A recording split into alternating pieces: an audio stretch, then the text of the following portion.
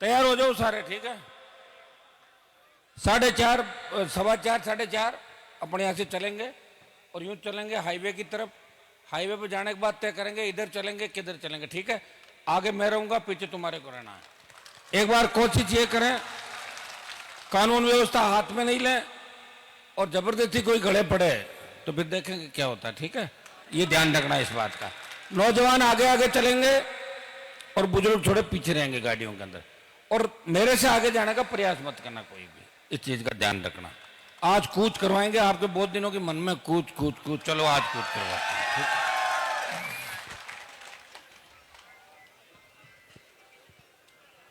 यहाँ के अंदर 3 दिन में आज दूसरी बार बड़ी रैली के अंदर उपस्थित राजस्थान सरकार के पूर्व मंत्री बड़े भाई दिलीप चौधरी जी,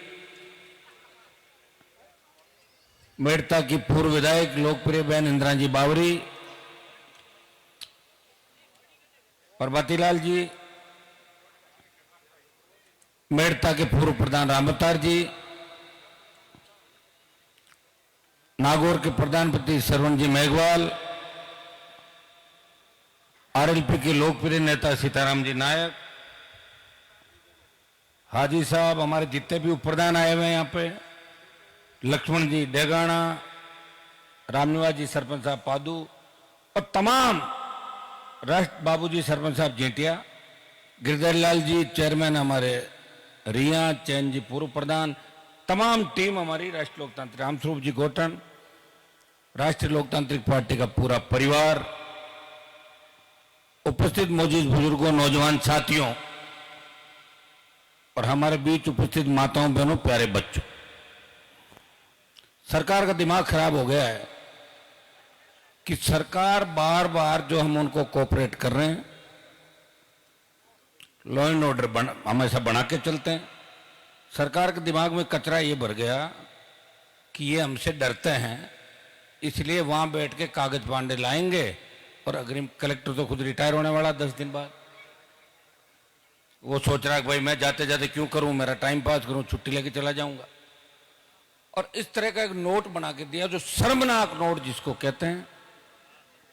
इतना दब्बू है जिले के कलेक्टर और दूसरे लोग कि दब्बू लोग रिया के अंदर आ भी नहीं पा रहे हैं। ये शर्मनाक बात है, छुपे हुए कमरे के अंदर और बार बार पेशाब करने जा रहे हैं।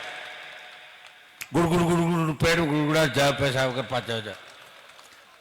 तुम्हें सड़क पर आना चाहिए, जनता सड़कों पे। हम कोई बात नहीं करेंगे इन लोगों से। जो कागज पत्र लेके आए थे उनको वापस भगा दिया, हमें नहीं करनी बात। अब हम बात होगी तो ठीक है, नहीं होगी तो ठीक है। हाईवे से राजधानी की वे और भी जा सकता है और ये आंदोलन यहां नहीं रहेगा, ये पूरे राजस्थान के अंदर फैलेगा और भजनलाल की ईंट से ईंट बजा देगा रिया से उठा आंदोलन। और आवश्यकता पड़ी तो देश का नौजवान दिल्ली को भी घेरने की ताकत राष्ट्रीय लोकतांत्रिक पार्टी का जवान इस देश के अंदर रखता है। ये मजाक बना के रख दिया हमारी, किस तरह थूक के चाटा इन लोगों ने। पर तो सुबह तो गिरगिड़ा रहे थे साहब, 2 दिन का समय दो। और आज जिस तरह की घटिया मानसिकता के साथ यहां में लाके दे रहे हैं, अग्रिम कार्रवाई करेंगे, फलाना करेंगे। कोई अग्रिम कार्रवाई नहीं, चुपचाप आके यहां घोषणा करो तो हम कोई बात आगे बढ़ा सकते हैं, नहीं तो तुम्हें हाईवे पे घोषणा करेगी और नहीं करनी पड़ेगी। तो इस बार हमारी ताकत भी आप देख लेना कि राष्ट्रीय लोकतांत्रिक पार्टी के जवानों के अंदर कितनी ताकत है। ये आपको रिया और मेड़ता की धरती से आरएलपी का कार्यकर्ता बताएगा। भाइयों, जिस तरह बजनी का खेल हुआ, आपसे तो कोई छुपी हुई नहीं बात। बीजेपी कांग्रेस दोनों पार्टियों के नेताओं की पार्टनरशिप इन लीजों के अंदर। जेटिया जहां इन्होंने पिछली बार भी माइनिंग नहीं करने दी थी। पिछला जो शासन था अशोक गहलोत का, उस शासन में बजरी के खिलाफ अगर आंदोलन किसी ने किया तो राष्ट्रीय लोकतांत्रिक पार्टी ने बजरी माफिया के खिलाफ बड़ा आंदोलन किया। लेकिन दुर्भाग्य से बजरी माफिया का इलाज तो मैंने कर दिया, लेकिन जनता ने आरएलपी का इलाज कर दिया, वोट एक नहीं दिया। ये किया था पिछली बार राजस्थान की जनता ने।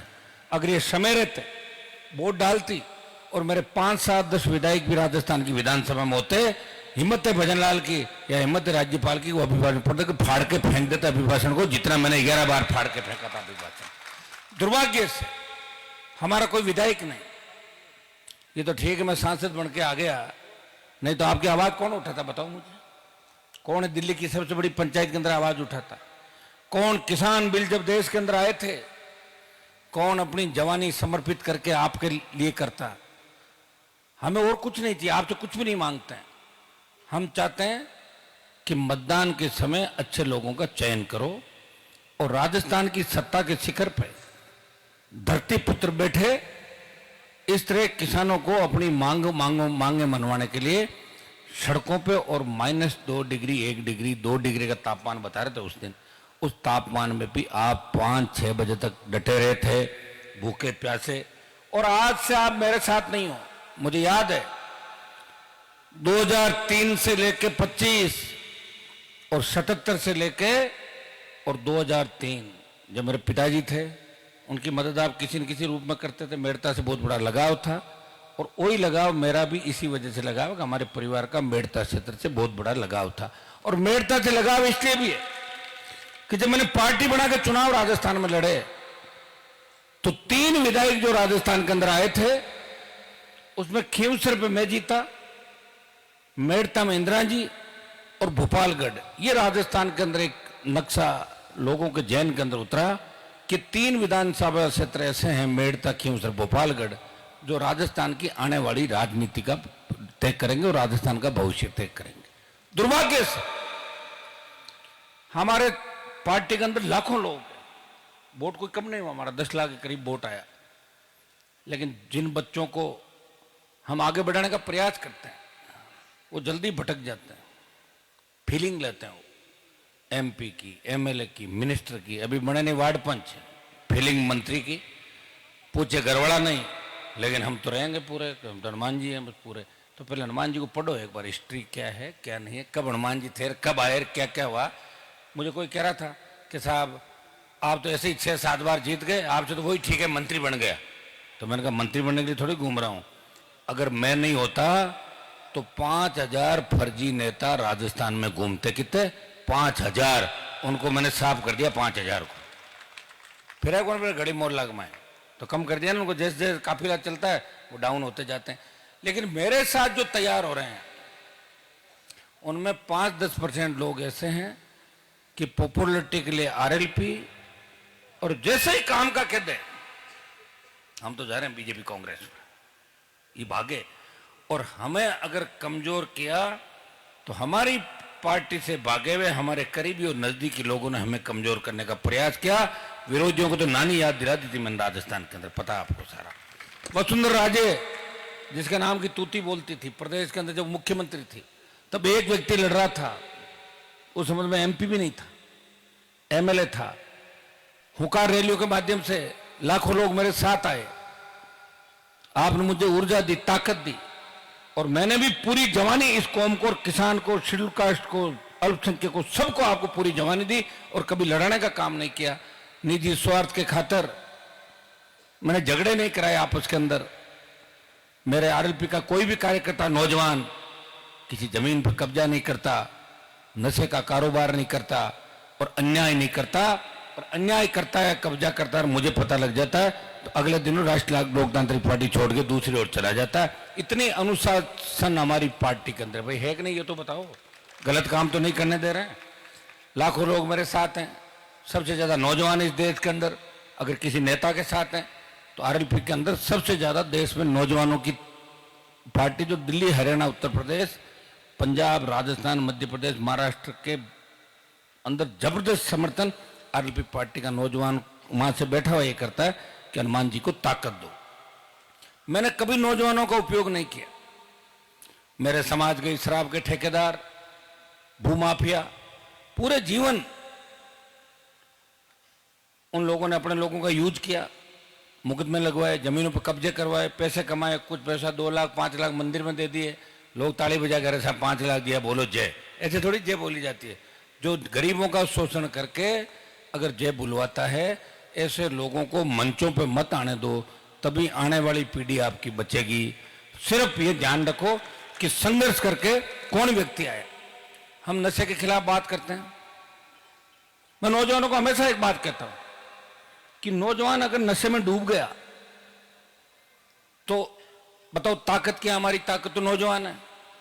और नौजवान अगर नशे में डूब गया, वो एमडी स्मैक गांजा चर्च में डूब गया और वो इस तरह सड़कों में वाहन चलाएगा, एक्सीडेंट हो जाएगा, कमजोर हो जाएगा, अपराध की दुनिया में चला जाएगा, खुद को कमजोर कर लेगा।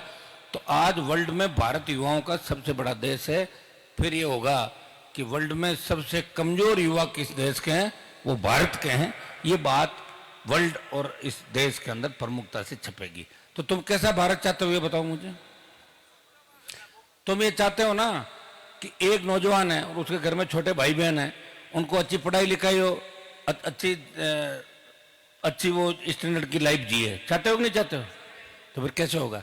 एक भाई है, अगर वो नशा करने लगे तो छोटे भाई बहन रोते रहेंगे, उसको ढूंढते रहेंगे, साहब वो नशा करता है, क्या कर, नशा छुड़ाओ। नौजवानों को एक संदेश है मेरा, नशा एक ही चीज का रखो कि 2028 के अंदर राजस्थान की सत्ता पे कब्जा करना है। एक बार सत्ता का आनंद ले लो आप लोग। हरियाणा, उत्तर प्रदेश, पंजाब, दिल्ली, तमाम जो राज्य हमारे आसपास और इस देश के अंदर जहां भी कांग्रेस भारतीय जनता पार्टी की दादागिरी खत्म हुई, वहां क्षेत्रीय पार्टियों ने मजबूती के साथ तीसरा मोर्चा बना के और इन दलों की दादागिरी खत्म करी। तीसरे मोर्चे के बिना कुछ भी नहीं होगा भाइयों। मिड डे मील घोटाला ही देख लो आप।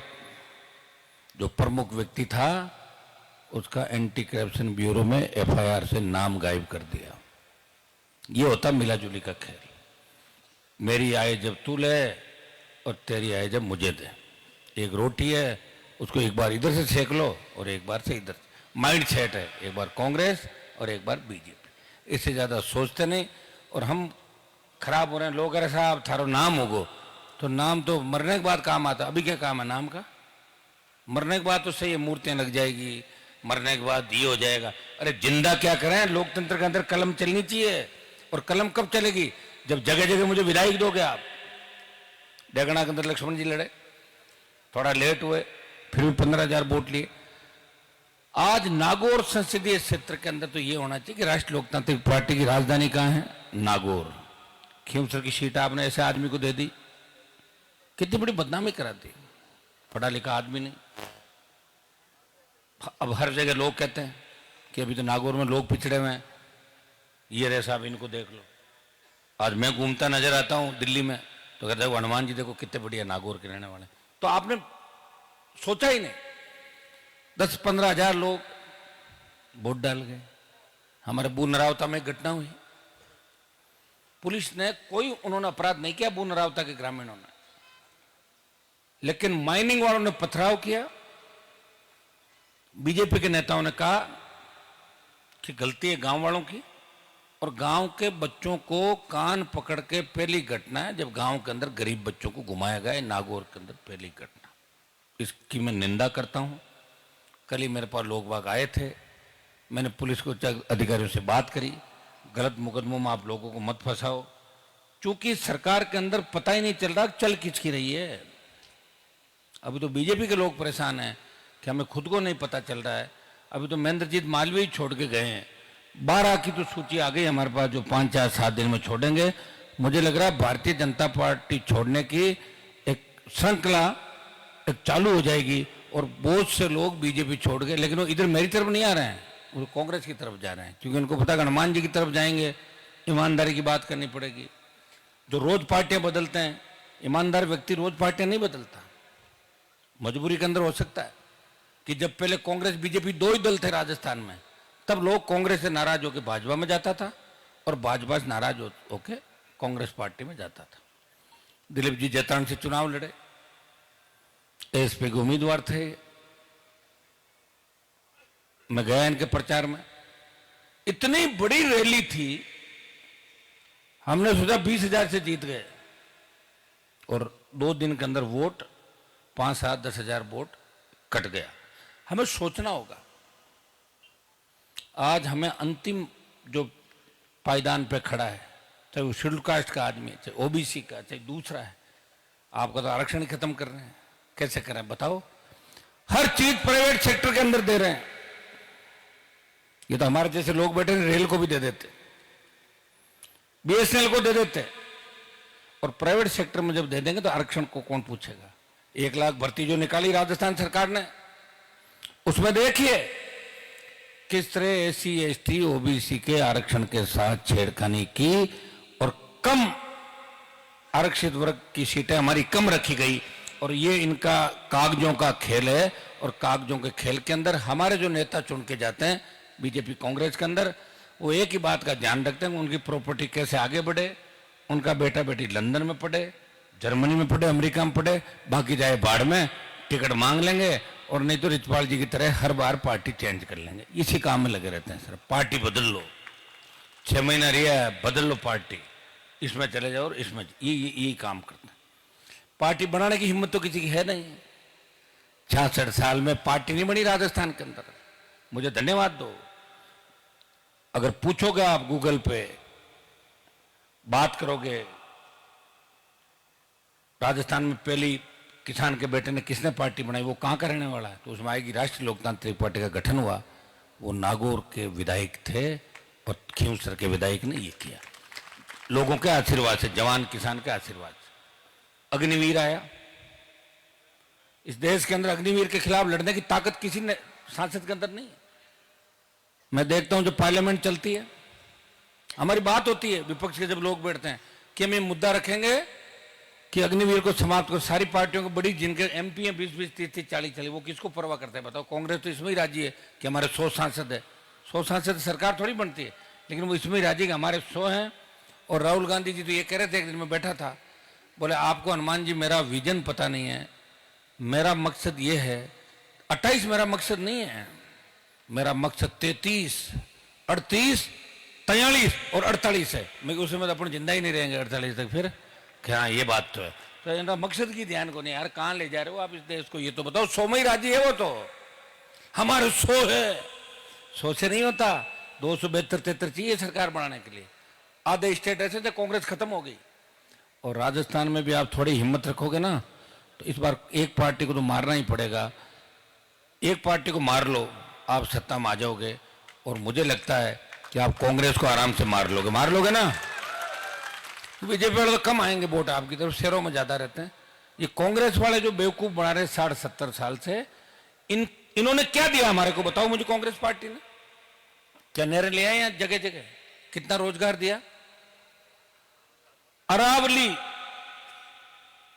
जिसको बेचने की तैयारी हो गई थी, धन्यवाद दो मेरा अरावली के मामले में। लोग कह रहे साहब आप अपना धन्यवाद मांग रहे हो, इसलिए मांग रहा हूं कि मैं मुद्दा उठाता हूं, और जैसे ही मैं उठाता हूं इतने कांग्रेस उठती है, जल्दी चलो जल्दी, हनुमान जी ने उठा लिया, अपने भी उठा लो, अपने भी उठा। अरे बेचारों को ठीक है, याद तो दिला रहा हूं। और अभी तो कोई आंदोलन नहीं किया, सरकार को डरा दिया। अब कानून भी बनवाना पड़ेगा उसमें, ऐसा नहीं सुप्रीम कोर्ट ने एक बार स्टे कर दिया, कानून बनवाना पड़ेगा कि 12,000 से ज्यादा जो अरावली के पहाड़ हैं वो खोदे नहीं जाएंगे, और इलीगल माइनिंग पे कड़ी कार्रवाई हो, और गरीब किसान के खेत के अंदर बजरी, सैंडस्टोन, लाइमस्टोन, चाइना कले या जिप्सम निकलती है, तो उसको उसका हक और अधिकार मिले, उसको वहां पट्टे दो आप। बू, ग्वालू, खजवाना, जनाना के जो गांव है, चेजा पत्थर निकालते, कच्चा पत्थर है, जो निकाल रहे हैं उनको क्वारी लाइसेंस दे दो वहां पे, कभी ये तुम्हारा पट्टा, थोड़ा सा रेवेन्यू जमा करा देना और आप लोग निकालते रहो, ताकि आराम से बेहिचक माइनिंग वाले पैसे भी ले लेते हैं, कभी थानेदार ले लेता है, कभी तहसीलदार ले लेता है, कभी एसटीओ, कभी कलेक्टर, और मुकदमे में दर्ज हो जाते हैं, लोग परेशान हैं। अब लोग इस बात को पता नहीं कब समझेंगे, और समझेंगे तब तक देरी हो जाएगी, और बार बार कप्तान मजबूत नहीं मिलता, इस बात का ध्यान रखो। क्योंकि आपके इस पार्टी का जो कप्तान है ना, उसको न तो कोई पैसों से खरीद सकता और न उसको कोई डरा सकता, वो सबको साथ लेके चलता है, न्याय अन्याय के अंदर जानता है, और हमेशा गरीब पीड़ित शोषित की बात करता है, और सर्व समाज को साथ लेके चलता है। अब मैं मेरे आंदोलन गिनाने लग जाऊं 1 घंटा लग जाएगा। ऐसी कोई जाति नहीं जिसके लिए मैंने आंदोलन नहीं किया, ऐसा कोई वर्ग नहीं जिसकी आवाज नहीं उठाई। विधानसभा के अंदर लगातार 11 साल गवर्नर के अभिभाषण हुए, 10 साल तो मैं पूरा एमएलए रहा, और 19 18 के अंदर इंदिरा जी थी वहां पे, पूछ लो इनको। 8 से 18 11 अभिभाषण और 23 का अभिभाषण, 12 अभिभाषण राज्यपाल को नहीं पढ़ने देता था। कोई मेरे साथ नहीं होता तो अकेला ही खड़ा रहता था, आपके लिए लड़ता था। दोनों पार्टियां देखती थी कि यार ये तो ऐसे ही करता रहता, तो अपनी पार्टी को बढ़ाना चाहता। पार्टी को नहीं बढ़ाना चाहता, तुम्हारे मिलाजुली के खेल को खत्म करना चाहता है। देखो, अगर सही तस्वीर विधानसभा की उस समय की आप देखो ना, कि दोनों पार्टियां बैठी रहती है, मान बेनीवाल अकेला लड़ता है। जब किसान आंदोलन हुआ तो राष्ट्रपति के अभिभाषण का मैंने विरोध किया, उसमें कोरोना काल था। बजट का विरोध किया, प्रधानमंत्री वहां बैठे थे, और विरोध करने के बाद जो मैंने ट्वीट किए तो कहा साहब आप पे कार्रवाई होगी। मैं क्या, हमारे पे क्या कार्रवाई होगी कि ट्वीट बंद कर देंगे? ट्विटर को जरूरी है कि रखना। एक बार कोई लोकसभा में बात हो गई ऐसी, बोले साहब आपको इसमें माफी मांगनी पड़ेगी। माफी तो मैंने कहा इस जन्म में तो मांगेंगे नहीं, कभी आदत नहीं माफी मांगने की। माफी तो दूसरे ही मांगते हैं लोग, नहीं मांगता मैं। देखिए, जो होना वो होके रहेगा। और ये एक विचारधारा जो आरएलपी बना के करी है, इस विचारधारा से एक बहुत बड़ा तूफान राजस्थान के अंदर आने वाला है, सुनामी राजस्थान के अंदर आने वाली। क्योंकि जो नौजवान है, जो इस बच्चे का पहला वोट जुड़ रहा है, वो निश्चित रूप से राष्ट्रीय लोकतांत्रिक पार्टी को अपनी पहली पसंद के रूप में मानता। खींवसर के उपचुनाव के अंदर 8 से लेके 8, 13, 14 3 चुनाव मैंने लड़े, मैं हमेशा जीता। 8, 13 खींवसर में, 14 में मैं जिले में हारा लोकसभा, लेकिन खींवसर में मैंने ज्योति मिर्धा की जमानत जब्त कराई थी। 17-18 हजार वोट उसके खींवसर सीट पे आए थे। 8, 13, 14, 18, 19, 19, 6, 23, 24, 8 और 9वें चुनाव के अंदर 8 चुनाव में मेरे 85, 83, 90 तक पहुंचा। लेकिन 95, 96 हजार वोट अगर मैंने लिए तो इस उपचुनाव के अंदर सबसे ज्यादा वोट हनुमान बेनीवाल और राष्ट्रीय लोकतांत्रिक पार्टी को खींवसर की सीट पर मिले। वोट मुझे ज्यादा मिला, लेकिन कांग्रेस भारतीय जनता पार्टी की गोद में बैठ गई जाके। कांग्रेस खुश हो गई 5,000 पे। 66,000 लेने वाला आदमी 5,000 पे आ गया। और लास्ट दिन कांग्रेस का प्रत्याशी घूम घूम के कह रहा था कि वोट बीजेपी को देना है। और जब उससे ये लगा कि लोग अब मान ही नहीं रहे, तो झूठा ड्रामा किया उस दिन कि बूथ पे कोई गाड़ी चढ़ा रहा हमारे ऊपर, ताकि लोगों के फोन आए, अरे साहब कहीं को कहीं को नहीं हो, वोट बीजेपी देना, हनुमान जीत रही हो। ये काम उस दिन पूरे टाइम इस विधानसभा क्षेत्र के अंदर किया। 100 करोड़ रुपए खर्च किए। दुनिया भर के गुंडे, बदमाश, अधिकारी, वाहियात, चोर, लुच्चे सब खींवसर में घूम रहे थे। और मुझे जिन जातियों पे भरोसा था, मेरे समाज के अलावा जिन जातियों को लड़ता हूं मैं, बावरी समाज, देवासी समाज, दूसरे और समाज, मुझे थोड़ा सा उन्होंने नर्वस किया। थोड़ा मेरे समाज के भी वोट चले गए 20,000, जाने ही वो तो 100%। क्योंकि मैं भी जिस समाज से आता हूं ना, आज तक इसलिए मुख्यमंत्री नहीं बना राजस्थान में, इतनी बड़ी आबादी है कि वो एक साथ चलना और धैर्य नहीं है। 20,000 हमारे गए, 15-20 हजार ये चले गए। कितने गए वोट? 40,000 वोट मेरे चले गए। लेकिन 40,000 नए वोट आए थे। वोट कम नहीं हुआ, और राजनीति वोटों से ही चलती है। अब भी जब बात चलती है ना कि हनुमान जी चुनाव हार गए, अच्छा मैं नहीं छोड़ता सीट। फिर मैंने देखा कि लोगों में दम कितना है, इसलिए एक बार सीट छोड़ के वापस आते हैं मैदान में। तो मैं तो लोगों का दम, मैं मेरी पत्नी को लड़ा था एमपी का चुनाव, मैं तो एमएलए था ही, और अभी आराम से चलते, कौन रोक रहा था? चुनाव नहीं होता। मैंने कहा खेतराम जी को मौका मिले, और खेतराम जी पकड़े गए। और तो 11 महीने में रेवंत राम जी से खेतराम बने, और खेतराम बन के वो गाड़ी लेके भाग रहे हैं, कभी पाताल में जा रहे हैं, कभी तुम आकाश में एआई से भिजवा रहे हो उनको। नाम जो मैंने थोड़ा बहुत किया वो उसका बंटाधार कर दिया पूरा, कि भाई वास्तव में तो ताकतवर नहीं है। अभी भी 20-30% गाँव में ऐसे लोग हैं जो इनको भी वोट देते हैं, जो मेड से लेके गांव में 5 रुपए टांका खुदाई, तालाब से लेके जिन्होंने भारी भ्रष्टाचार किया, ऐसे लोगों को भी आज 25-30% लोग नागौर में पसंद करते हैं। ये संदेश खींवसर वासियों ने देश में दे दिया कि हम जागृत नहीं अभी तक पूरे, अभी हनुमान जी को और सेवा करनी पड़ेगी, अभी हम बोले हैं, कोई भी ले जा सकता हमारे। ये संदेश दिया। मेरा कुछ नहीं बिगड़ा, मैं तो एमपी हूं। मैं तो एक एमएलए हो भी जाता तो क्या तीर मार लेता, कौन सा कोई शपथ हो रही थी वहां पे। लेकिन एक मैसेज जाता नागौर का, मेरा मैसेज गलत नहीं जा सकता। मैं तो हारने के बाद भी वैसा ही हूं। हारने के बाद भी आप इतना ही प्यार कर रहे हो राजस्थान में। कांग्रेस आपके लिए नहीं लड़ रही है, हनुमान बेनीवाल रात दिन आपके लिए लड़ रहा, हर वक्त हर जगह लड़ता भी है। और आपके कागज भी इकट्ठे करता है। सरकार मेरे खिलाफ है, फिर भी कोशिश करता हूँ, मेरे पास कोई आए उसकी ट्रांसफर करानी, कराओ ट्रांसफर। इसको पुलिस फंसा रही है, मैं आपके साथ हूँ। 100 में से 80 काम आपके करा रहा हूँ, और 60 काम होने से फर्स्ट डिवीजन आती है, और 80 काम यहाँ नागौर के अंदर और राजस्थान में जो मेरे पास आ गया उसका 80 काम इस राजस्थान के अंदर होगा। भाइयों, लंबी चौड़ी बात नहीं करूंगा। 10-15 मिनट बाद 4:30 का हमने कूच का बोला है, तो 4:30 बजे एक बार यहां से उठ के आह्वान होगा। उससे पहले अगर पानी पेशाब नहीं, भागना मत कोई इधर उधर, और जिनको अगर डर लग रहा है कच्ची छाती को, वो बेक हो सकते हैं, ठीक है, क्योंकि मामला आगे पीछे बड़ा हो सकता है।